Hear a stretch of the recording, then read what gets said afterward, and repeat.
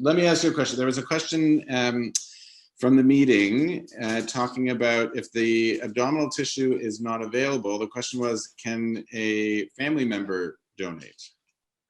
Identical twins only. We're still waiting for one. So the answer is no. It's a transplant. Otherwise, you would have to be significantly immunosuppressed, more so than just about any other transplant we do other than an autologous face transplant. So we do not offer that. They have been done, but in general, we do not, not in general, we do not do donations from family members. Right.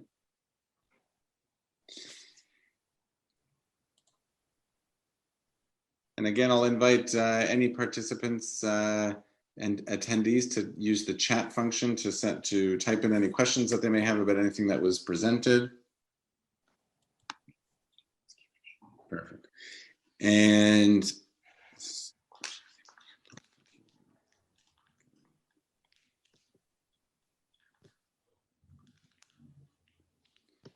so, Dr. McAdam, I'll ask you a question. In terms of if someone has abdominal tissue available as well as, and they're not necessarily going to be radiated, how do you counsel patients sort of in terms of choosing one versus the other? What factors do you find that patients take into account if they're candidates for both implants or an abdominal donor site? Thanks, Brett. Can you guys hear me okay? My internet connection's a little bit unstable. We can hear you. Okay, great. So generally, I present the two reconstructive options as, you know, either you're looking at one big upfront operation with few future operations, and that would be an operation using your own tissue, versus implant reconstruction where the initial surgery or potentially two surgeries are much smaller in nature and potentially have less complications, but over time you might need more surgeries in the future. So that's initially how I present the two types of reconstruction. And then I try to get a sense from the patient of what their risk tolerance is, what kind of risks they're comfortable with, what kind of recoveries they're comfortable with, and how they see those recoveries fitting into their lifestyle. So, you know, for instance, if it's a woman with small children that needs to be back at home lifting children quickly, that might not be a patient that wants to go through the extended recovery associated with reconstruction with her own tissue. And then I obviously go through the procedures, the risks associated with each procedure, and then I show photos of before and after results. And I ultimately let the patient make the decision if I think the patient has a good understanding of what I've gone through. But I think it really depends on tolerance for the recovery, tolerance for different risks, and then whether or not the patient is okay with the fact that they may require more surgeries in the future if they're planning to undergo an implant reconstruction. Great, thank you. And I have a question for Dr. Dionysiopoulos. A patient was asking about if prior to their breast cancer diagnosis, they underwent breast augmentation. What does that mean? How does that affect their options for breast reconstruction? A very good question. As you know, in breast augmentation, the implant could either be placed below the muscle, which is probably the most commonly performed technique, the submuscular breast augmentation, or it could be placed just underneath the breast gland. If it's presented, if the augmentation has been done under the muscle, which is the most common one, you know, our practice is to perform a nipple and skin sparing mastectomy in almost 95% of patients. And then what we would do at that point is we would change the plane. In other words, after the breast is removed, the implant would be removed and the muscle would be tacked back down to where it started from originally. And then the new implant would be placed in this pre-pectoral space. Obviously, a larger implant would be placed, but one that would hopefully match the contralateral side, the other side. So having breast implants doesn't negate you from having a pre-pectoral breast reconstruction, but we take the opportunity to change the plane and to place that implant in the pre-pectoral space. Great, thank you. And Dr. Matthews, a question was raised in terms of DIEP flap reconstruction. What are the, what patients would you not do? What are the criteria that make someone a good candidate for DIEP flap? Are there patients that you wouldn't?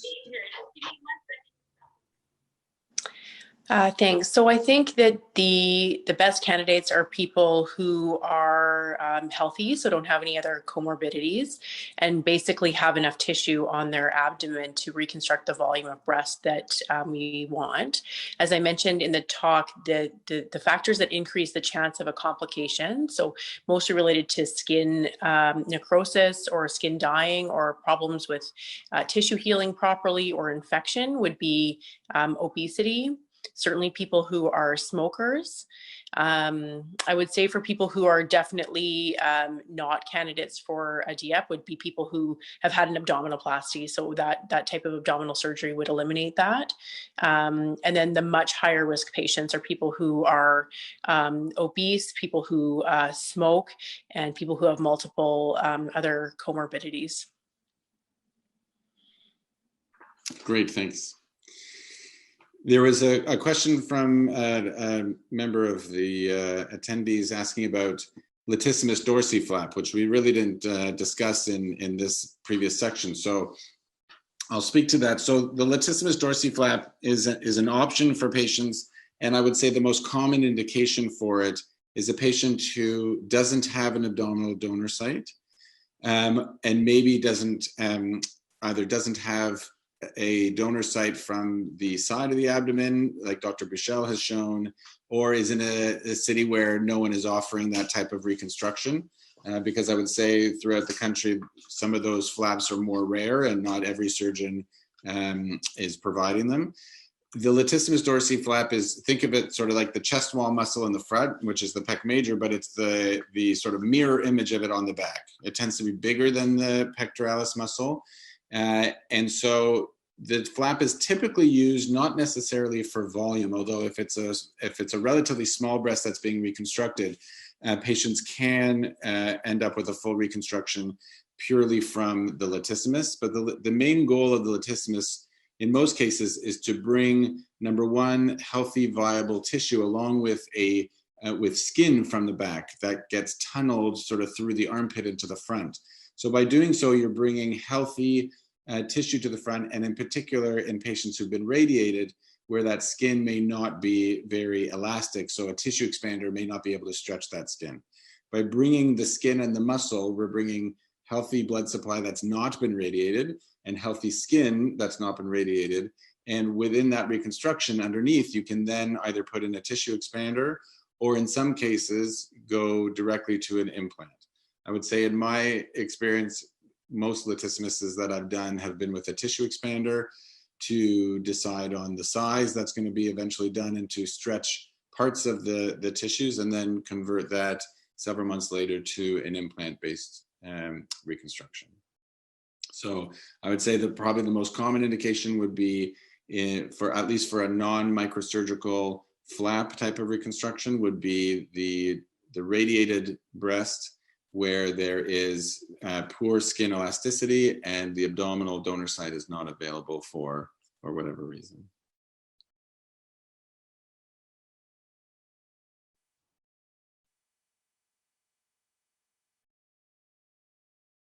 So there was a question that maybe I'll put to you, Sheena, about reinnervation procedures in mastectomy and breast reconstruction. And maybe we can open this up to the group in terms of those who are doing it, what their experience may have been, and what they have experienced in terms of those reconstruction and patient outcomes. So maybe we'll start with Sheena.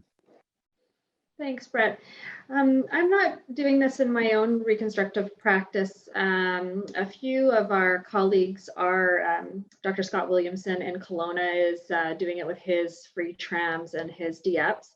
And I think he is seeing protective sensation in his outcomes. I don't think that the sensation is ever going to be normal, but certainly protective sensation against pain and potentially some hot cold sensation is something that can be felt. Generally, a nerve is taken with the flap that is taken from another part of the body, most commonly the diap flap or the tummy flap, and then connected to like an intercostal nerve in the chest at the time of reperfusion of the flap with the internal mammary vessels. And then we wait and see what happens in terms of sensation, which can take, I would say, as long as 6 to 12 months to reinnervate. But I don't actually have any personal experience doing this, so I'd open it up to the other members of the panel. Are any other members doing any nerve preservation, nerve reinnervation? Oh, hi. It's Ed. I know you can't see me. I'm struggling with this platform. Yeah, we've started a while ago now trying to do this with our autologous reconstructions. There's ways to do it both on implant reconstruction and autologous reconstruction. As Sheena said, its most beneficial effect is, first of all, protective sensation that is lost. The second beneficial thing that you try and get is nipple sensation. And then the last that comes back very, very rarely would be erogenous sensation. That's sort of the ultimate in our reconstruction. If we can give a reconstruction that actually returns sensation to the breast, that really makes it sort of the end of the reconstruction that we're not really doing right now. Unfortunately, to do that, you need to harvest nerves from somewhere. We do that with our autologous tissue reconstructions. We take them from the abdomen that are associated with the sensory parts of the abdominal wall tissue that we are moving.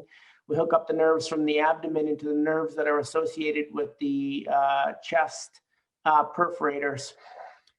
It's a little bit of a technical dance that goes on when you do this operation, because the nerves are much shorter than the blood vessels. If you're going to choose not to hook up short nerves, then you need to be at a facility that is happy to produce what are called nerve conduits, or extensions of the nerves, and they add significantly to the expense of the operation. It has been much more published on in terms of autologous tissue. It is now being more and more published on nerve preservation, as well as nipple and areolar complex reinnervation with implant-based reconstructions, using both nerve conduits or gap fillers and using their own tissue. There was the last ASPS meeting just had the inaugural session on which is the American Society, which had the inaugural sort of panel discussion on reinnervating breast reconstruction. So it's just starting. Hopefully it moves along. For autologous tissue, it's a little bit of a technical bunch of gymnastics. And for implant-based reconstruction, it's mainly about preservation of the nerves at the time of the mastectomy, and then the ability to use nerve conduits if available. Great, thank you. That was really great, because it is a fairly uncommon practice across Canada, I would say, for now, but it's encouraging that more studies are being done. Dr. Dinosopoulos, I have a question for you from the audience about pre-pectoral breast reconstruction. One, do you always have to use ADM when you're doing a pre-pectoral reconstruction? And two, when everything is done in one step, how often are you having to go back for revisions? So that's a very good question. You don't always have to use ADM. In fact, in my practice, I've omitted the use of ADM now consistently for the last 2 years, and haven't noticed any deleterious effects, any downgrading of the reconstructions, or any increase in complications. So you don't necessarily you don't have to use ADM.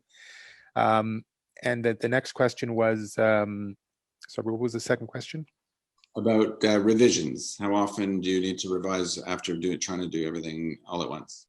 So pre-pec reconstruction can either be done as a two-stage or a direct-to-implant type method. And obviously, if you're going to do a two-stage, you're going to have a second operation. We prefer to go direct-to-implant, and the number of revisions, we're collating our data now, is about 10 to 15%. and that's over the 2 years or so that after the reconstruction is done. And most of these revisions are done for what's called capsular contracture, which is the hardening of the breast. A large number of our patients have bilateral reconstructions, and so when you have a capsular contracture that's more evident on one side than the other, there is the trigger to undergo surgery is less. Like people want to have that harder breast corrected, and so that's why our revision rates are around 10% for capsular contracture. And what the capsular contracture surgery involves is another general anesthetic, a reoperation, removing the implant, removing as much of the scar tissue that's causing the problem as possible, and replacing the implant with a brand new implant. And that usually corrects the problem. Great. I'm curious to know for the others how many of the others are doing pre-pectoral breast reconstruction as part of their practices? Ed, are you doing? You're so busy with your flaps, but are you doing any implant-based reconstruction? Yeah, I do somewhere between 50 and 100 a year, but we do all pre-pectoral now. But we use ADM on all of the cases. The only time we have ever not done ADM is in our COVID temporizing situations where we had to put a temporary implant in place to await either autologous tissue reconstruction or not.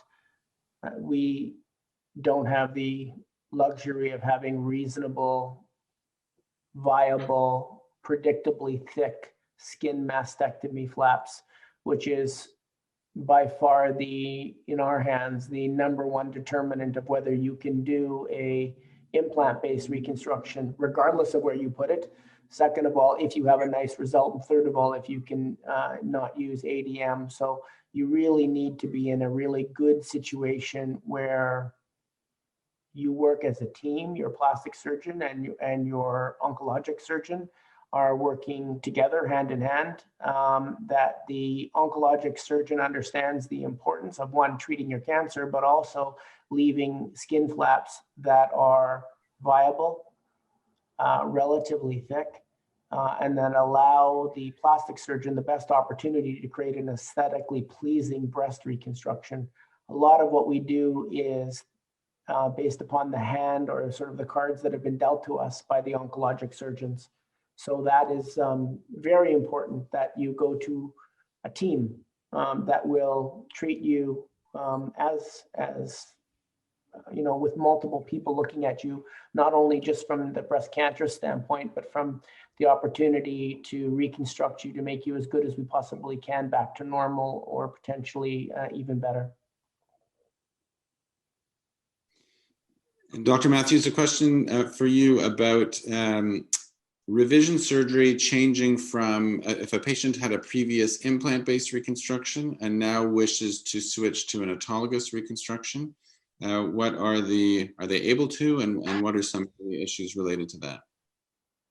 Yeah, I would say that that's a relatively, I wouldn't say common, but I would say for patients who are younger and tend to go with a implant type reconstruction, at a certain point, we see people having an interest in switching out their implants for an autologous reconstruction.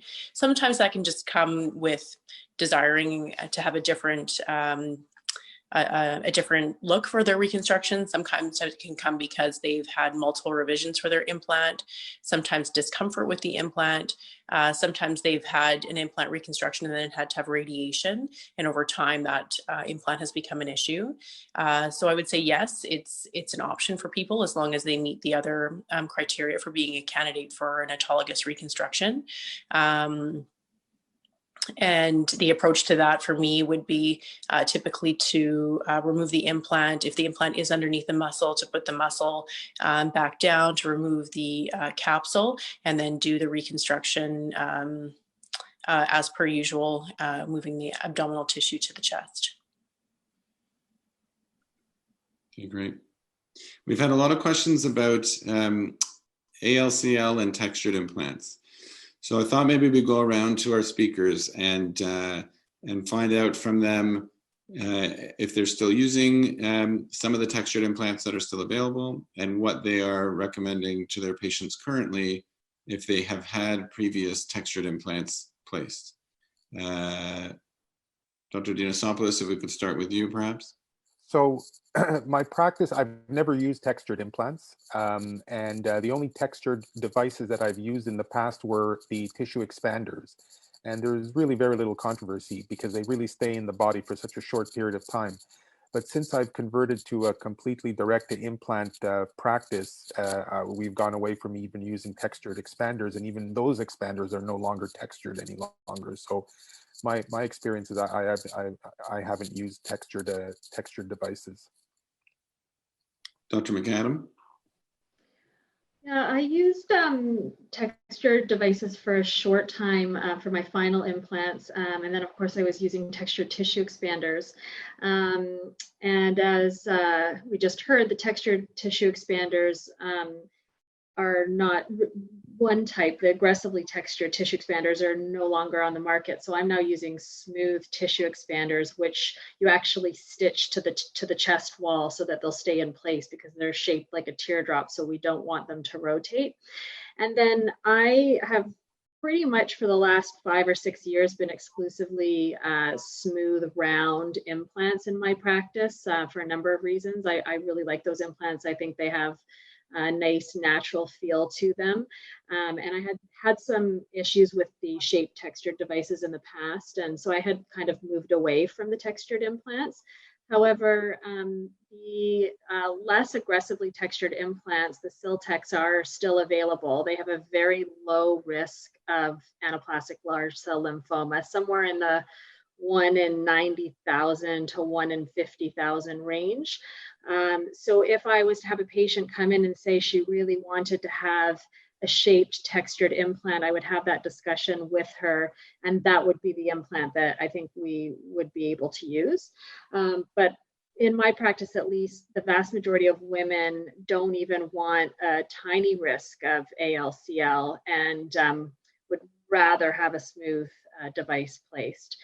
For patients that have textured devices in place, in British Columbia, our MSP, our medical services plan, is covering removal of those devices. So I present, that option to my patients. There hasn't been any mandatory ruling by Health Canada to remove these devices because the risk of ALCL is very low, even with the aggressively textured implants. But again, in my practice, most of my patients have wanted to have those implants removed and replaced with smooth implants to decrease the risk of ever facing ALCL. There was a question about implant reconstruction, how often implants need to be replaced. So I'll take that question. So there's lots of online information about implants being replaced every 10 years, every 15 years. There actually isn't an expiry date on implants. But if you look at the literature, the average time to when someone would potentially change their implants is 15 years. Now, that means some are longer, some are less, but that's, if you look at the literature, that's about average. And those reasons could be several. It could be all the things that we've heard our speakers tonight talk about, things like capsular contracture. It could be because of discomfort, or maybe someone switching from an implant-based reconstruction to an autologous reconstruction. It could be from infection. So there's a variety of reasons why that change may occur. There are some areas, the US, where many surgeons are recommending every 10 years that they be replaced. But from a longevity point of view, of course, every reoperation carries its own risk. So it's always a balance between a removal of the implant for the sake of the fact that it's been there for a period of time versus the risks that could occur from the actual surgery to remove that. So it really is up to the sort of unique situation of what the reason is to change it, but time in and of itself, within sort of the first sort of decade or decade and a half, generally isn't a a reason to change it. But if you look at the literature, it's about every 15 years that people would change it. And any other thoughts on how long an implant can be present from the panel? I totally agree. Go ahead. Yeah, Brett. Sorry, I totally agree, Brett. I tell my patients, because many patients come in with the preconceived notion that they're going to have it changed every 10 years. And so I just dispel that myth and say, at some point in my practice anyways, I order an MRI or high resolution ultrasound to check the implant integrity somewhere between 5 and 10 years. If there's a rupture, then we discuss removal and replacement. If there's no rupture, then I go on with clinical monitoring, and I only would do another operation if there was some kind of problem like a rupture, capsular contracture, some other reason, like you mentioned. Dr. Matthews? Yeah, I agree with everything that's been said. I counsel patients that there's no expiry date and there's no need to set a timer on reoperation. And if it's clinically indicated, we can either order investigations to look at the integrity of the implant or plan a revision if there's a reason to do that. Great. Another question just came up about how often we need to image the implants that are in place. So I'll just sort of elaborate on what's been said. So as you've heard, most people are imaging if there's a reason to. So it's not that people need an MRI or a high definition ultrasound every year or every 6 months. I think most of us would base it on the clinical picture. Has there been a change? Is there something that a patient is experiencing? And if so, then imaging would be warranted. And then there's the question of, we know that implant ruptures are at the rate of 1% per year. So I think many of us will image at a baseline sort of 5 years and see how things are doing rather than imaging purely on a yearly basis or on a schedule that isn't necessarily related to the clinical picture of what's going on with the reconstruction. Tazos, your sort of protocol for your patients? No, I think I agree with what you do. That's exactly what I do. I think that's a very reasonable thing, because you can't really have you can't sit there and image every patient who's had a breast implant every 5 years or every 10 years. It's an inordinate amount of patients, and really imaging for problems, I think, is the way to go. You know, capsular contractures or suspected rupture or a change in the shape, that type of thing. Dr. Buchel, there was a question about some of the less common flaps that you do, and how many people in Canada are doing them, and also what the survival rate of those less common flaps are. So I was wondering if you could speak to sort of your experience in terms of colleagues and around the country and people you've trained, and how many people are doing some of the more sort of lateralized abdominal donor site flaps and posterior flaps, and how those compare in terms of the risk profile with the traditional D8 flap. Sure. So first of all, 85% of what I do is abdominal-based flaps. And I tend to be a referral source for anybody who has had the abdomen removed and still needs autologous tissue reconstruction. So I would say that for most people, even if they were doing these flaps, it would represent less than 10% of their cases that they were doing. You should be looking for somebody who does the abdominal-based flaps most of the time. But if you're going to do these, how many people around the country are doing the sort of the weird and wonderful other flaps? Few. There are people that have done our fellowship that are doing them. I think there's a couple that are becoming much more common. One is the lumbar artery flap from the lower back, upper bum region. There are people throughout the country that are doing that surgery. It is technically more difficult. Because it's technically more difficult, it has a higher failure rate. And it has a higher failure rate because you do it less often. So I don't think everybody should be offering all of these. I think they should be offering these cases in specialized centers that see a higher volume of them, or if a center has a specific interest. They're not supposed to be run of the mill. They're supposed to be for people who have lost out and other options are not available. They failed implant reconstruction, they've been irradiated, they've had abdominoplasties. Then you go to these secondary options. I know more than me on this panel can do these operations. I think it's definitely a specialized surgery. It should not be your first choice in most people. It shouldn't be your second or third choice in most people. It should be a choice that you go to because the more reliable, predictable choices are gone. Their failure rates for most of these are higher. As I mentioned, how high? The success rate is still above 95%, but that's only based upon doing many of these operations over the past few years. Great, thank you.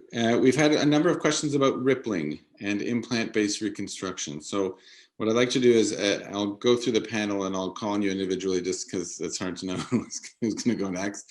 About rippling, your approach to management of rippling and techniques that you find work, and maybe some that you have tried and haven't found that they've been as successful as you'd hope. So I'm just looking at my screen. It's easier for me to keep things in order. So Dr. Dinosopoulos, rippling and management options for that. Great. That's a great question. I think the before we get into management, I think one of the keys in management is prevention, and it's trying to educate and work, just like Ed was saying earlier, with breast surgeons that really understand that the thickness of the mastectomy flap will determine the aesthetic outcome in a great majority of the cases. And when you have breast surgeons that are that really make the flaps very, very thin. I mean, I work with 8 different surgeons, and I can tell you, I know when I'm going to get rippling and when I'm not going to get rippling. So, you know, at the outset, we have to see whether we can prevent it by having appropriately thick mastectomy flaps that are oncologically safe, of course. So I look at rippling in 2 ways. I think rippling could either be because the pocket is a little too big for the implant, and the implant is just kind of floating in there, and it's manifesting its natural cohesive type of rippling, or it could be because of a capsular contracture. And if it's due to a capsular contracture, a capsulotomy, which is basically removing the scar tissue or repairing the scar tissue and replacing the implant, will correct that problem, plus or minus some fat grafting. If it's because the pocket is too big and the implant is just floating around there, then then really it's adjusting the pocket by putting some internal sutures inside and trying to make the pocket a little tighter.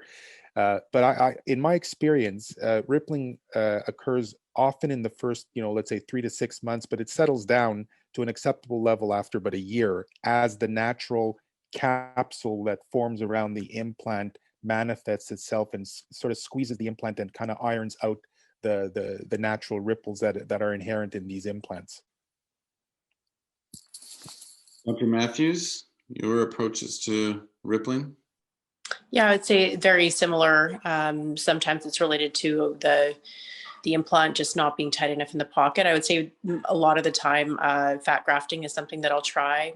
I think it's variably effective. I think it definitely reduces it, especially when part of the issue is just a very thin patient, with the rippling being mostly visible out laterally where the tissue is thin. So I would say fat grafting and tightening the pocket are also things that I've tried. I think in addition, if you're there, I wouldn't necessarily do this just for rippling, but if there is an issue with rippling and the implant's being exchanged, using a more cohesive implant or a higher cohesive implant or a larger implant, again, to make the pocket relatively smaller would be ways that I would approach that. Dr. McAdam?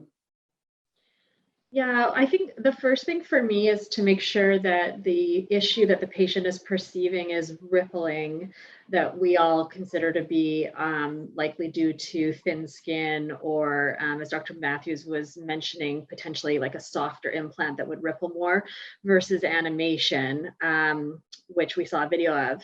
Because some of my patients will show me their animation deformity and say, look, I have rippling.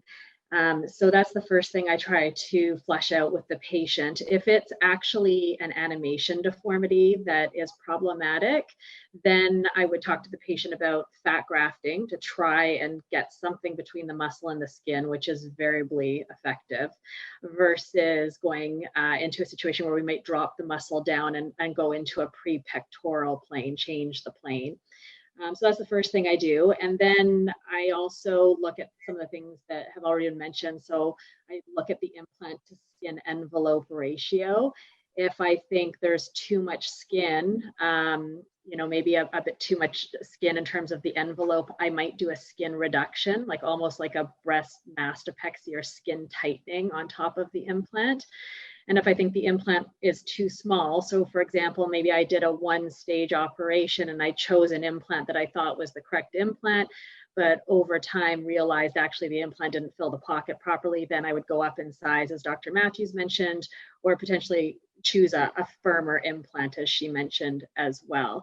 And then of course, fat grafting for thin skin, which has been mentioned. My experience has actually been when I do my one-stage reconstructions, the first period of time I don't see rippling because there's swelling and the skin is kind of tight, but over time I'm finding that I'm seeing more rippling because I think the skin is stretching and then my implant to skin ratio is changing. So as Dr. Dianasopoulos mentioned, trying to prevent this early on, and in my practice, I've started to maybe go slightly bigger in terms of my implant choice in my first operation to prevent this from happening. There's a question, a very topical question about COVID and two-stage breast reconstruction with regards to a tissue. How long can a tissue expander be left in place if there's a delay between the time the tissue expander is put in and the secondary surgery for exchange from tissue expander to implant? So I'll take that one. So the tissue expanders, like implants, there's no actual expiry date on them. That being said, they are not meant to be left behind indefinitely in place. So it's a hard question to answer because there is no timeline in terms of how long that process can take. For some patients, their tissue expanders may be in for 2-3 months, and other people, their expanders may be in for much longer. I had a patient who had other health issues that prevented her from undergoing her second stage, and the tissue expander was in there for over a year. And so it's certainly not the ideal, and obviously from both a patient experience point of view, wanting to progress in the reconstruction and get to the end, we don't want to slow things down. Obviously, COVID for everybody has been a challenge in terms of the loss of resources and access to the operating room to be able to complete the care for our patients.